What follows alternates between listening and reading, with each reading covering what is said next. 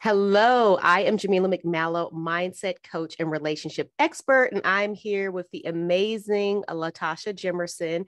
She is a book coach, and we are just going to have a nice conversation here about Latasha's experience working with me, particularly in my Become Magnetic training. So, Latasha, welcome to the conversation. And Hey, thank you for having me. And what I would love to know, perhaps you can share with those who are watching, what were some of the challenges that you were experiencing that actually caused you to want, to be a part of this training? Absolutely. Well, I'm such an ambitious career woman, and I've had so much success in my career at work and, even in business with clients. But I was always kind of a little shaky in the area of relationships. I was always a little unsure about myself and how to set boundaries and get what I need. Right. So when you put out the invitation, I said, ooh, that's for me. Awesome.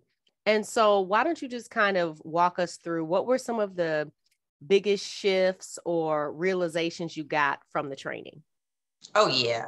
One of the things you said, there were so many things that you said, but the biggest thing that you said was from your childhood, your mom teaches you, well, your dad teaches you what to expect from a man. Mm-hmm. And I was like, oh, okay, that's pretty, yeah, I could see that. But then you took it a step further and you said, and your mom teaches you what to tolerate from a man. And I said, whoa, whoa, that was big. I had to let that sink in for several days because I was like, oh, it makes so much sense. Yes. And so you said that there were some mindset shifts that you experienced that just kind of changed the way that you saw yourself. And then that, of course, positioned you to start making wiser choices in your relationships with men. So why don't you talk a little bit about that? Oh, definitely. I am a natural giver and a natural just nurturer, cheerleader, right? I'm a teacher by trade, so I'm always giving. But in my relationships, I really kind of fell into a pattern of over giving and like overdoing it, feeling like I needed to like do more, to get more. And I never got more. And so what happened with me was there was this little layer of resentment that was always bubbling up beneath the surface. And I couldn't quite figure out why I was so irritated all the time. I just never felt like I ever got what I really needed and wanted out of the relationships that I was in. And so I had to own that. That was hard to own. Yes, absolutely. And I love that you highlighted that because that's what's powerful is when we take ownership for where we are in our life, in our relationships, because when we own the fact that we are exactly where we allowed ourselves to be, then we now become empowered to change it. Because if the only person we can ever change is ourselves, which is true, then if we come to realize that, oh, it's actually up to me, oh, great. Then that means I get to shift it. I get to change it. I don't have to keep doing things this way. I don't have to wait on somebody to do it for me. I get to make this change in my life, and going forward, it doesn't have to repeat. So now share a little bit. What was hard about owning it? What is it that you kind of had to talk yourself through or come to really see or accept? Oh, yeah, I had to get out of victim mode, because it's real comfortable in victim mode when you say, well, that person did that to me, because as a child, I witnessed a lot of abuse, physical abuse, verbal abuse. And so I carried that into all my relationships with everybody, even at work. And so as I got into romantic situations and I allowed myself to be used and talked down to, right? I got this sense of, well, this is just not fair. What's with these men? Right. And my, my girlfriends would echo that. What's with these damn men? Like, but I had to stop and say, wait a minute. And when I went through your training, and you had us actually doing the writing exercises. I'm a writing girl. I love it. So I was writing and processing. Yeah, I was processing through your workbook. I was like, I have to stop looking at what was done to me, and I have to reprogram myself and take ownership and say, no, I'm not the victim. I'm actually the attractor. And that's what you helped me. Like, I knew about the law of attraction already, but you like completely solidified that for me and was like, no, you're attracting these situations, these experiences, these relationships. And I was like, oh. Yes, because you already laid it out for us, right? You said, when I grew up with abuse, verbal, physical. That's what I saw. That's what was familiar to me. That's what was normal. So when my brain goes out and is looking for a relationship, it wants what's familiar, what's normal, not what's good for me. Not what I consciously say, oh, I want this and he's going to be that. No. That's great and fine and dandy. But what's happening is on a subconscious level, and that stuff gets inputted when you're a little girl, when you're very young. And it happens by what you see, what you experience, what you're told, and you grow up and you keep repeating that situation over and over and over again. And here's the kicker. Even if you choose differently, right? Because I know women who have said, okay, this is the outcome I keep getting, so I'm going to choose a guy that's the opposite. Yeah. And they'll get into a relationship with a good guy. But what will happen is they will sabotage it because it feels so unfamiliar, or they won't be happy in it. And they can't figure out why they're not feeling as fulfilled as they would like to, or why they keep bringing the drama, or I need my husband to have more edge, or he needs to, no. They'll say that. They'll say he's not, this. And it's like, no, that's because it's not him, honey. It's you. It's you. You're trying to make him familiar. And what's familiar to you is being mistreated. And he's not going to do that. Because remember, you chose the opposite. So it works whether you're still looking for the good man or you already have him and you can't figure out, I thought he was the solution. No, it's you. It's you, boo. All roads lead back to you, because not only do you have to attract him, you got to know what to do with him once you have him, and how to operate and function in a happy, healthy relationship, changing what is familiar, changing what is normal for you to happy and healthy, not toxic and abusive and all these other things. And so, that's one of the revelations, that I hope you got out of the training, was really this uncovering of your patterns, right? What are these patterns that I'm seeing throughout these relationships with men, And did you see a pattern there? Because I know you talked about your childhood, but huge with me. One of the things that I used to do is chase. I used to always be on the chase, like, texting, calling, what's going on? How you doing? Where you at? Do you miss me? Like all of that. Like, I look back, I'm like, wow. I felt like I needed that person to pay attention to me all the time. Otherwise I was afraid they were going to leave. And then, oh no, if they leave, then I'm going to be alone. And I just had to shift and say, wait a minute, hold up. Whatever's for you is for you. You don't need to be chasing. And when I came into your training and you talked about, basically you're attracting whatever it is that you're getting. And the experiences that you have are the experiences that you are putting yourself into. I had to really let that sink in. And then once it sunk in, it was like, oh, okay, I do have control. So immediately I started writing down what I do want. Started, imagining and dreaming what types of experiences would I like to attract, whether it's, this doesn't matter who it is, but how do I want to feel and what do I want to experience? That's what I started to focus on instead of the other person. Yes. And I want to say this because I want to be clear. Now, what I'm not saying is we are deserving in any way, shape, or form of the mistreatment or the abuse that we may find ourselves involved in. No, we're not.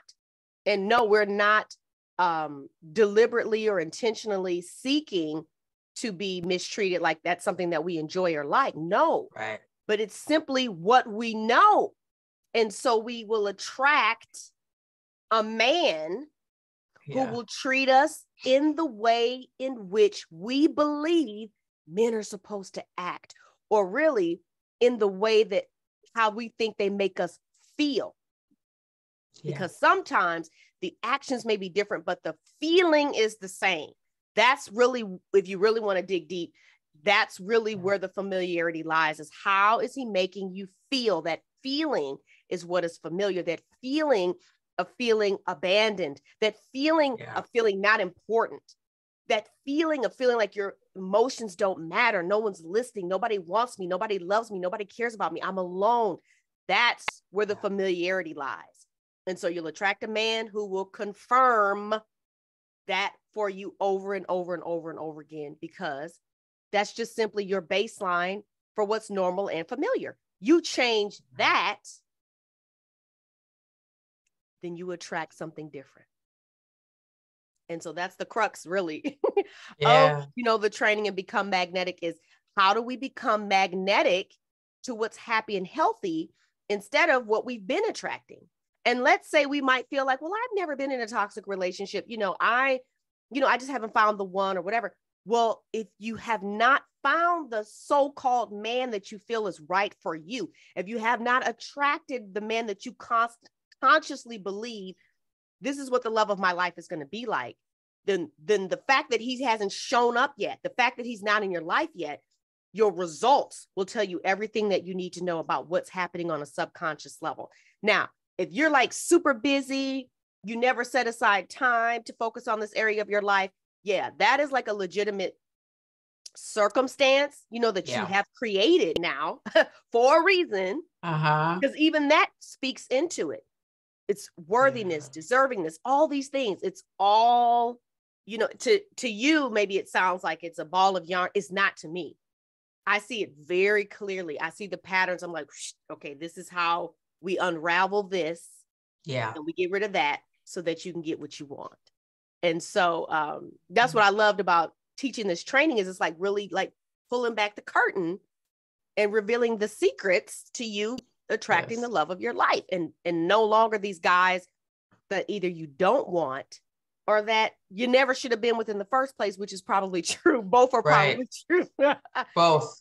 Yes. And so why don't you share a little bit, Latasha, about how this affected you? What recent development, did you experience in your love life as a result of this training? Oh, yeah. I'm not afraid to say that I am actively dating, and I've been attracting all kinds of different candidates. I'll just put it that way. And over the past couple of weeks, just very quickly, the quality of candidates has shifted. And I'm like, what is this? Where y'all been? Because you can put in parameters, you can put in age and height and all these different things, but that doesn't matter, because if your standards are so low, the bar is low. Like what your training did was you took the bar from here all the way up. Good. I was already attracting okay people. I mean, there wasn't any like major things going on, but I'm an overachiever, and in every area of my life, like I want to be the best. I want to make as much money as I can. I want to serve my clients to the highest level that I can. I want my body to be as tight as it can. And so you just taught that, look, your bar is here, but you need to bring that bar up. And when you said that, and you didn't say it that way, but you made me understand that that's what I needed to do, is raise my standards. And so I did. And I wrote down, what I wanted, and I started manifesting. I'm talking about within weeks, started manifesting better quality candidates and 5-star dates. Yes, I love that. The 5-star date. Oh, She yeah. shared that she was not going back to 4 stars, Oh, 3 stars, none of that. And so when you talk about the 5-star date, without revealing, you know, any specifics, but yeah. what was different about the way this man treated you? Oh my goodness. Just from the very beginning, you know, just let's figure out what we're going to do and where we're going to go. Right. So I was open. I was very open-minded. And I said, hey, so what works? You know, what's your work schedule? Blah, blah, blah. And the first thing he said out the gate was, well, I control my schedule, so I can make time for you. I was like, what? You said what? I played it off like, I'm good. But really, that was the first time I had ever heard any man say that to me That at he would all. make time for you. Yes. I love it. And so with that being said, what was the overall feeling that you got from the date, from the experience? How did you feel? Because what I'm really hearing is it was all new. Very new. Yes. Very new. So there's actually been 2 dates now. Mm-hmm. Oh, okay. So the first date was awesome when he said that. The second date was even better. I mean, we went out to a restaurant, we ate, we went to another place to get dessert, and then we just went on a walk in the park. And we spent like 4 hours together that day. And it was a conversation. We talked about food because I'm a foodie, he's a foodie. We talked about religion. I'm a Christian, right? I'm also spiritual. So I'm open to a lot of different ideas. And so we talked about, the definition of marriage, do you want kids? Do you want to get married? All of that kind of stuff. What are your values? We talked about the things that are meaningful. Yes. Career goals. What are your goals? What are your aspirations? What are your dreams? Like, do you like to travel? I mean, we talked about the Grand Canyon. I never talked about the Grand Canyon on any date, like ever. So then, what did you say to yourself? Because, we're in the moment and we're having these conversations, right? But what was like on the outside of yourself, like looking at like, wait a minute. Like, what were you saying in that moment? Like, you're like, is this for real? My voice was, my little girl voice was like, what the hell is going on? What the hell is this? Who is he? Where'd he come from? It was I felt like a fish out of water. Yes. Yes. I did. Yes.